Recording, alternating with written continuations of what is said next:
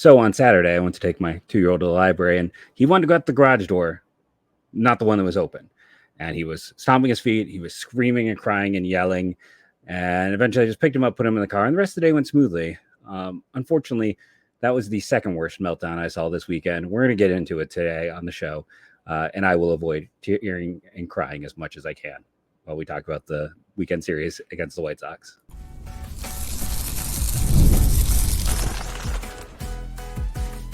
You are Locked On Guardians, your daily podcast on the Cleveland Guardians.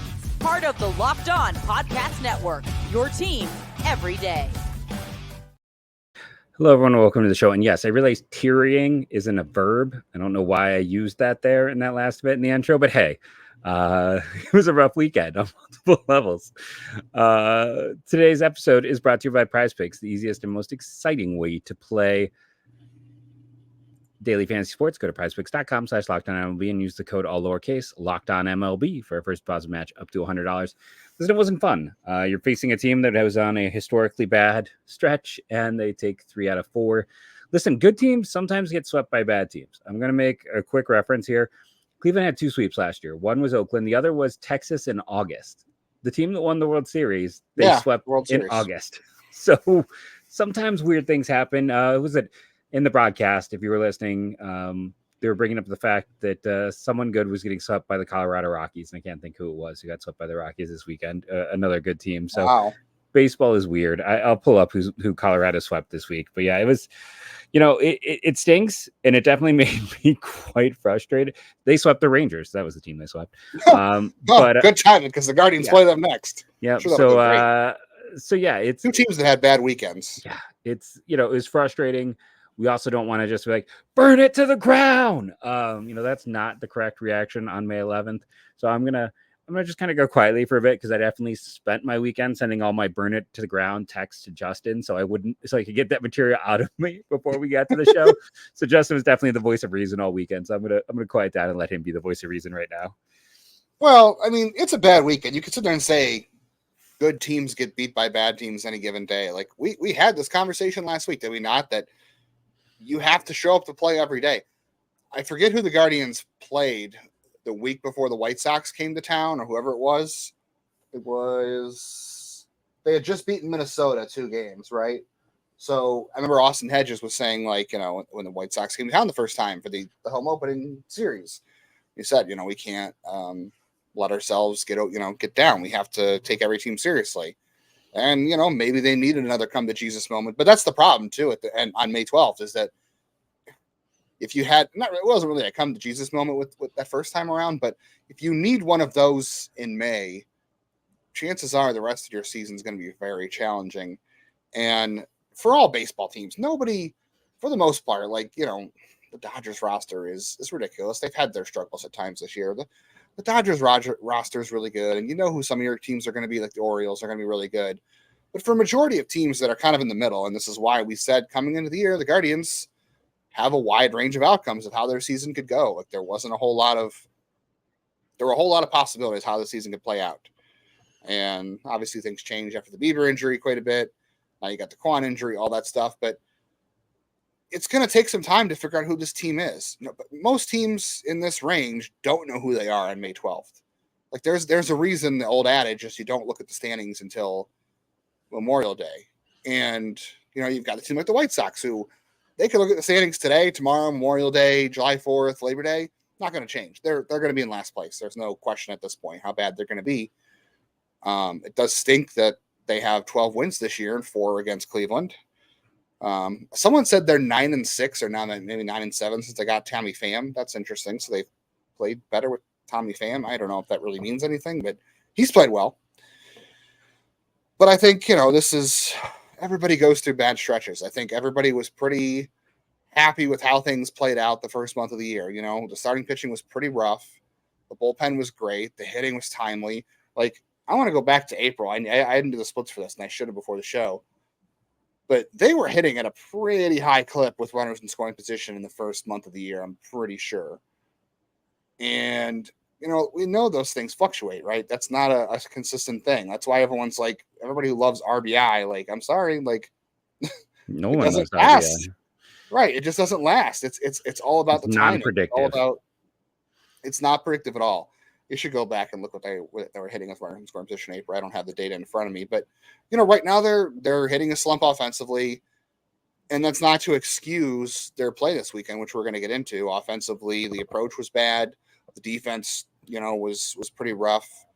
Everything else was fine. The starting pitching was great. They hit some home runs. Like, it's just, I think we need to be careful about, like I said, I think I said this on Friday, like, did what happened in April change the expectations for this team? Did people did any of us, did people start to believe that this is a team? I mean, they were playing at a 100 win pace coming into May. I mean, no matter how good this team is at the end of the year, they are not a 100 win team. Even if they're a playoff team, we know they're 105 win, I believe was the exact number. Yeah. So we knew that this team wasn't that good. There was going to be some regression. But again, in baseball, unless you have, the Mariners that won 116 games, or the 2017 Indians that went on the 17 game win streak, unless you have a team like that, you're going to have peaks and valleys, and you really need to avoid getting too high when things are going good.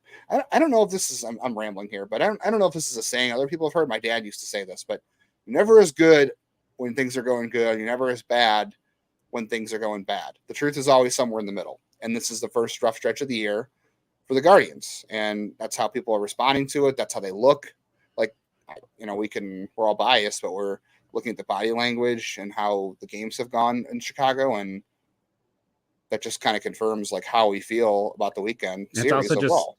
Just who they were facing, right? Like, yes, absolutely. You can play that way against any other team, and you can say, well, that stinks. But when you're playing against teams as bad as the White Sox, yes, that hurts more. I mean, I guess here's the thing. And when it gets right down to it, it's like the White Sox, unfortunately, and we'll maybe talk about this more in segment 2, their hitting is arguably below AAA level.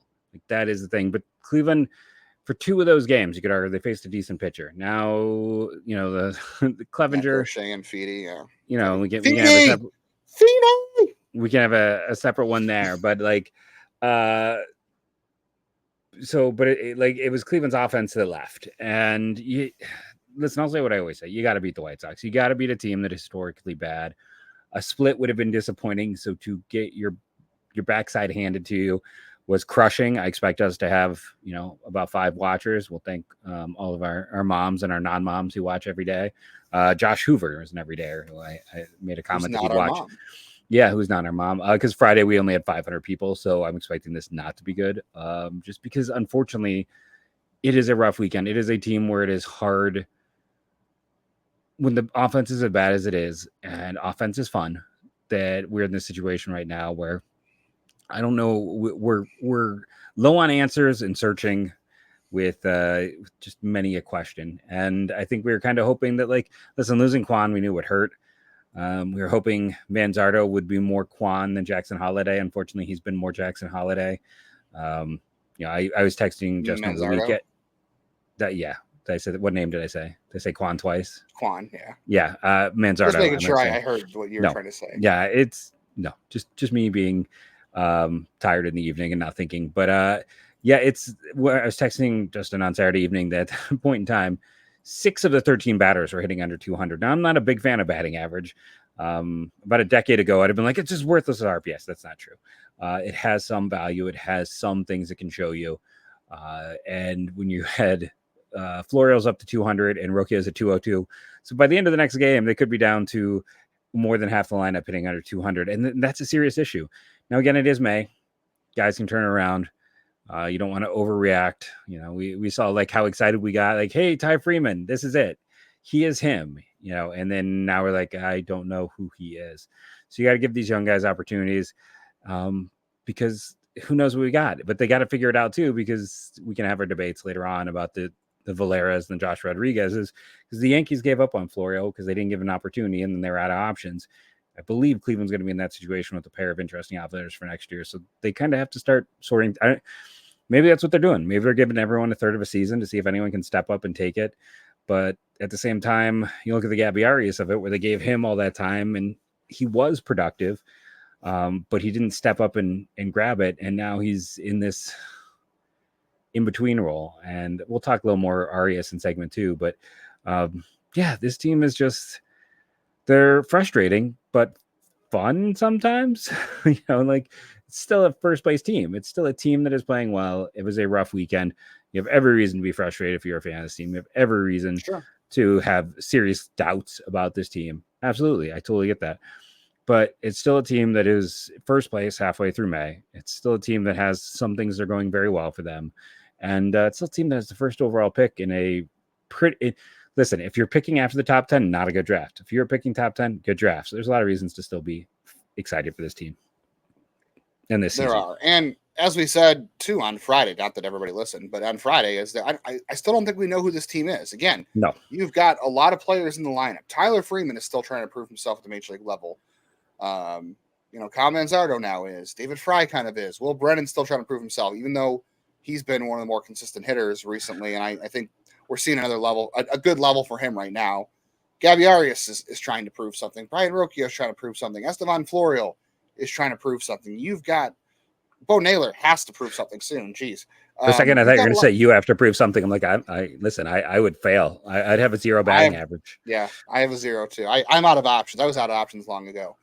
But you have a lot of offensive players that are trying to prove themselves to big league level. So you don't have a lot of established players. So this is where you're going to have a lot of ups and downs. And I think that's why we can sit here and say it's May 13th and we don't know what this team is. We don't know what it's going to be. And that's why you can't sit there and expect that the way they were playing the first month of the year was going to be how they played all year. I think that's why we're seeing a lot of frustration now from the team and from fans and from us. And, I think that was just the hot start really fueled a lot of that. And this is the first rough stretch of the year, but it's going to be dependent on them to respond from this and see who they are. Like, we're going to find out in Texas. We're going to find out in June, because right now they're hitting a May low. We're going to find out in June who this team really is and who's going to stick and who isn't. So still a lot more baseball to play this year and a lot more to learn. And, they put themselves in a good position with a good April. So now they can maybe they bought some time to answer some questions. And God, they need Stephen Kwan back, but they also need Jose to step up, and they need any offense from catcher, and they need defense, which we need to talk about in the second segment is defense. So we are going to get to more ugliness, and we'll get to the starting pitching that also had a pretty good weekend. Then we'll kind of touch on that as well. So stick around for some good stuff. Promise. I know nobody really likes to talk about insurance. Let's be honest about that.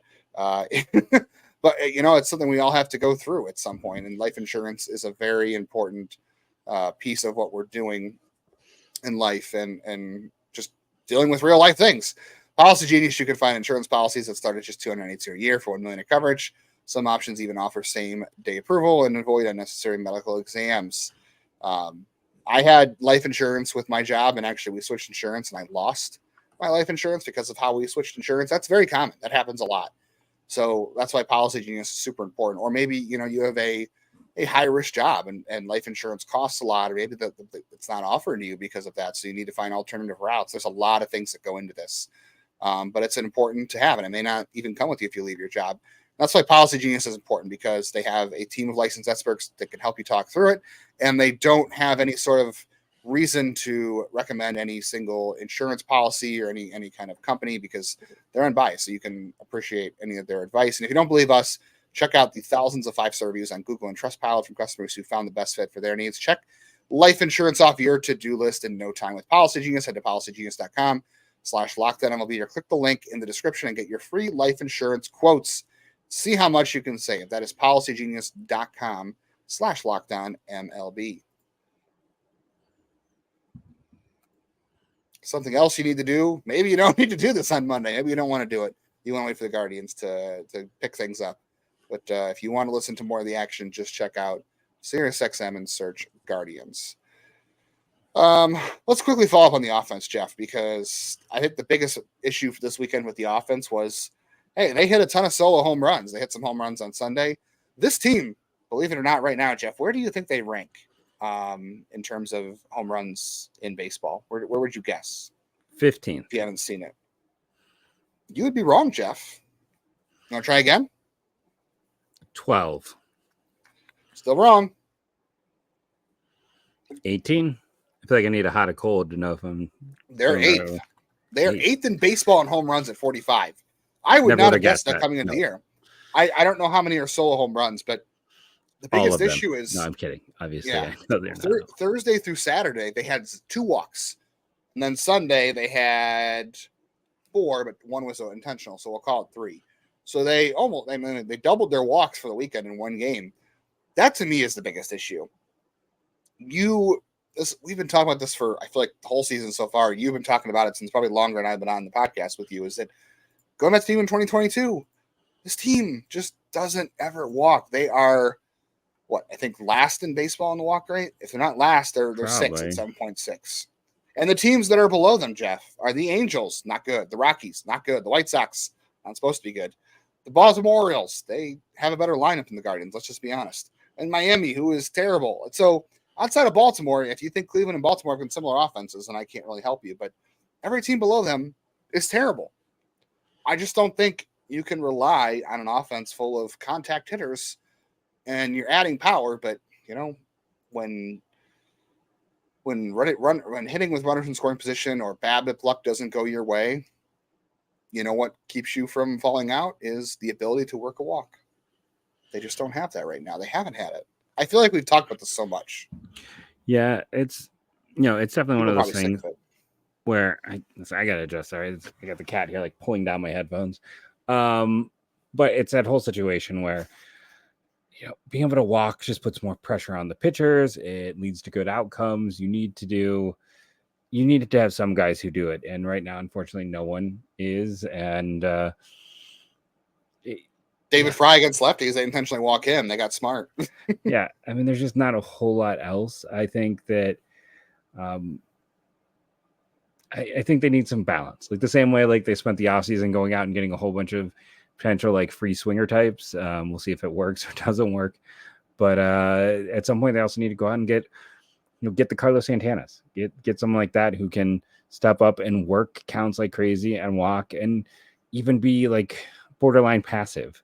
Manzardo is supposed to be that. You can be successful with that approach. So I'm hoping we'll see a little bit more, because that's it. That's how you often take advantage of those situations. Like, how many times have we seen the walk come back to kill a pitcher? Like, it's just, it wears guys down, it gets guys on base, and it leads to unforced errors because no pitcher pitches better with guys on base. Like, everyone talks about runners in scoring position. It's like, actually, that's always advantage hitter. It's always advantage for the hitter. It's not advantage pitcher. So getting guys on base in any form is good. So, and they have a team that can run. Like Freeman's a good runner. Jimenez is a good runner. Jose is a good runner. Will Brennan's a good runner. Florio's got speed. Rocchio's got some speed. Like, you've got a roster full of guys who run well too. And it's the old adage, you can't steal first base, but like, you can put guys in motion and, stay out of the double play and make the hitters move. And I don't know I'd have to go and look specifically what their stolen base rate is, like in terms of how often they've been caught. I don't know where they rank steals wise. I think they're in the top still. They were pretty high up there in terms of steals. They're 8th. They have 38 steals. I'll take that. But, when you have a low on base percentage, you don't steal a lot. This is the Miles Straw issue, right? And now it's afflicting the entire team. So they got rid of Miles Straw, and guess what? Things haven't really improved. They replaced Miles Straw with another Miles Straw in some respects, which nobody wants to hear. But yeah, you put more pressure on the defense and the pitching when you do that. And, you probably make pitchers throw more pitches too. Like when you, obviously, because you drew a walk, but I mean, you're throwing higher stress pitches too. And that knocks pitchers out of games sooner. So you want to be able to do all of those things. And I don't know whether or not this is is it because they have hitters that are still trying to establish themselves at the big league level? Is it that's just their approach? Like we talk all the time about how it's so hard to change an approach, right? Like it's one of the hardest things to do as a hitter. It is. So almost no one does it. Yeah. And I hate to say it, but I think it is the issue of this is who these guys are, because Freeman was an aggressive hitter in the minors. And you've got like Will Brennan's a little more aggressive than I ever thought he would have been. But, Josh has always been an aggressive hitter. He's been a little better this year. But, like, you do have a collection of guys. That's just their track record. It's hard to change. So, That's why I don't love that profile. That's why it's hard to rely on. But I don't It's know if never any been hitting one of my coach can go in favorites. there. No, I don't know if a hitting coach can really change it. Like people might sit there and It's say, "Oh, the hitting coach has to do this," but I don't think a hitting coach can do that. Sometimes you just are who you are. it's interesting they keep loading up on it. Like last year's draft was more of these types because they haven't been successful with it. Let's be honest. Like No, the Mejias, the Freemans, the guys who have had that approach, who've been big name prospects and so they traded far, Jones and Benson, who were the and opposite those type. guys the opposite, right? Carlos But Santana is the like opposite. the guys Manzardo who, could be one of those. I mean, he at least walked. But like when you look at those guys Yeah. I've talked about before, it's like, you know, to a lesser degree, Clement, but it's like Freeman, Mejia, some of those guys were just Owen Miller. I always get confused. It's like that profiles failed them, and they keep going back. I mean, last year's class was heavy on college guys with that profile. So I don't know. We'll have to see what comes of it, but it is interesting to see if they stick or move. And you're gonna have a lot of volatility with that profile, which is what's happening right now with this team. Yeah, is the month of a April ton was of great. volatility. By the way, this team is okay. So for the year, they're hitting 285 with runners in scoring position, a OPS plus of 136. That's great. I don't have the splits on what it was April and May, but surely they're not hitting that anymore with runners in scoring position as we've seen over the weekend. There's no chance. All right. Some of you who are watching the broadcast might have heard some comments about even if you're listening too, I heard there were some comments about Gabriel Arias. We'll touch on that a little bit. We still got to get to the starting pitching, and we will talk about if the Guardians will respond in Texas and who they're facing. And Friday, we also asked, will the Guardians' first overall pick in 2024 be in the majors on May 11th, 2025, as Paul Skenes made his debut for the Pirates? We're going to answer that at the end of the show as well, so stick around for that, please. Please.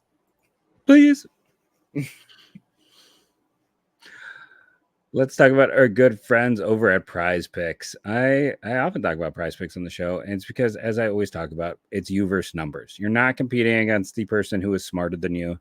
You're not competing against the person who has the ability. Just because they can do basic math doesn't make them smarter than you. There's a different type. But those people who can run the simulations definitely have Justin Beat and math skills. Let's put it this way. The guys who are winning that definitely have Justin Beat and math skills. So instead of having to do advanced complex math, you see the number 3 and it's hits and you say more or less. You see home runs at 1.5 and you say more or less. The game score, the player score, I have to dig into a little bit more, but it's as simple as that. You can use Justin level math and make this work for you over at Prize Picks. So sign up today, download, or go to the website. I use the website, but they tell you to download the app and use the code LOCKEDONMLB, all one word, for a first deposit match up to $100. That's promo code LOCKEDONMLB, all lowercase, all one word, for first deposit match up to $100. Pick more, pick less. It's that easy.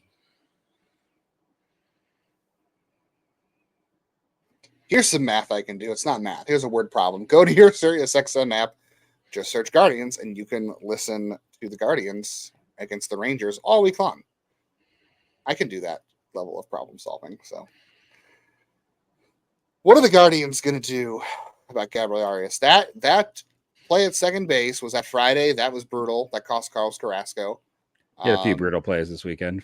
Yeah, there was a couple of rough ones. And he's just not swinging well, and it's everything looks bad right now. And I'm all for giving him more chances. Here's the thing. I hate saying that. That is such an outdated transitional word. Anyway. I mean, I use it all the time, so I'm not going to say anything. Yeah. Well, you're outdated, so there you go. No. I am. Gabriel I'm Arias, outdated. Gabriel Arias does not have 500 career plate appearances yet, and that's equivalent to one season. And I think we can all agree that you need to really fairly evaluate what a player is and who he's going to be. You want him to have consistent playing time in a position you're putting him in a position to succeed, which I don't know if is always happening here. And that's not necessarily the Guardians' fault. Sometimes maybe that's Arias' fault. Maybe it's both their faults. I think both things can be true at once. But he doesn't have a full season of plate appearances yet, and they haven't come in consistently. And again, some of that is the Guardians' fault. Some of that might be his. So I don't want to sit here and say we really everybody has a really fair value on him. Like the data is the data, and the output's the output. But we just keep hearing, like last year we heard stuff about attitude stuff, and this year we just heard on the broadcast of the weekend about effort. Sometimes how you practice is how you play, and sometimes people are putting a lot of practice in. Like no one really specifically said anything about him, but they were talking about Rugus Odor working with players, and sometimes guys, how they practice comes into play, and it seemed to be pointed at Arias. I don't know if that's always true, but that seemed to be pointed at him, and it would be a confirmation of some things we heard last year. But they keep playing him. You know what I mean? Like despite the things you 100%. hear, he played all weekend, and I'm actually okay with that because I think you want to show the guy you have confidence in him because you want him to turn into the player we all think he can be, and because that player could be really good. So I'm not sitting there saying give up on him, but also at the same time, as we talked about last week, there just seems to be indecision on his role. They didn't put him at shortstop. Maybe it's because there was attitude stuff. Maybe there wasn't. I think he's clearly the superior defensive shortstop than Rocchio, but I think Rocchio is a good set defensive shortstop. But I also still want to see more of Arias because I just don't think we know who he truly is. But if you don't put him in the best position to succeed, how can you get the best out of him? That's a very tough argument that, again, both sides probably have some fault in. And basically, he feels like if you've ever played MLB The Show and your character isn't getting playing time and you're always half tempted, road to the show, it's like and you're always so tempted and eventually get frustrated and demand a trade and they ignore you. Gabby is not a guy who can sit on the bench. And we talked about, it's great. He's talented. He can bounce around. But a year ago, we learned that's not his best role. And I am kind of at this point with him where if he is not the dude, then personally, I would put him in AAA, let him play every day and find a trade for him. Because I think this is like the old adage of if you have two quarterbacks, you have none. Like they have two shortstops, so they have none. So you have to pick one right now because neither of them are hitting. No, neither of them are. But it's like at some point you just kind of have to be like, okay, we have decided to commit to Rocchio.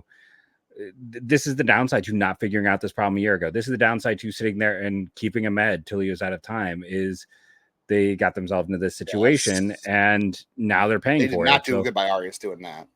No, they didn't. And themselves. If he is not the guy, and so far this year they're saying he is not the guy, then I mean he might also be your best bet to getting a back end starter type. Like you don't have a lot of guys in the upper minors. He is a no doubt defensive shortstop. He could play for quite a few teams. So if he's not the guy, send him down, give Steeman an opportunity. Maybe I know it gives you another lefty and gets rid of a righty, so that's not ideal either.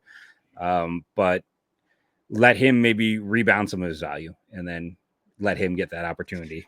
I don't know if anyone's going to buy offense in AAA because we know there's a big split right now. And I mean, maybe they'll buy tools.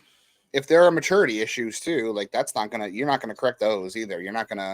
That's also going to sink the value and you're not going to revive that, especially signing to AAA. It's not going to get better. I don't know. More to come on that, I'm sure. So the Guardians starting pitching had a good weekend. I know Ben Lively had a rough first 2 innings, but he got into the 6th inning and gave you nearly a quality start, which again is great for him. Carrasco pitched well enough. Arias kind of messed him on defense. A couple other defensive miscues there as well, not just Arias. McKenzie pitched well. And the defensive issues for McKenzie pitching didn't really come back to bite him, even though he did have one unearned run, but it didn't matter because the Guardians only scored 1 run. And then on Sunday, Logan Allen pitched fine. So and didn't give up a run, right? No, he didn't give a run. So the question is, did the Guardians starting pitching, are they turning a corner? Did they have a good weekend? I think it's fair to say they had a good weekend, but also, like you said, the lineup for the White Sox isn't good, but you also lost 3 or 4 to them. So you can't sit there and say, well, the White Sox beat you, but you can't give any credit to the starting pitcher. I think you can give credit to the starting pitchers, but also sit there and say that, this is what you expected of them. But it's also good because now the bullpen's going into Texas pretty rested. Yeah, I think, their pitching beat our hitting more than our pitching beat their hitting. And listen, positive performances are positive performances. I'm going to take those every day of the week. That can also help with someone like Logan Allen, who's been nibbling, maybe gaining some more confidence. And it's 2 in a row for Carrasco. If I'm going to, do I think it changes my opinion on anyone? No, just because the White Sox are that bad, historically bad. So, but you have to do what they did. That is the exact what you have to do in that situation. You have to be the team that's going to step up and crush a bad lineup. And the starting pitching did that. Sure did. Okay. So finally we asked this question on Friday. Paul Skenes made his debut on Saturday for the Cubs. He looked pretty good. He, gave up a few hits. They gave him a home run and But overall, he looked pretty good. It was just some probably first game nerves. So he made his debut on May 10th. I'm sorry, May 11th.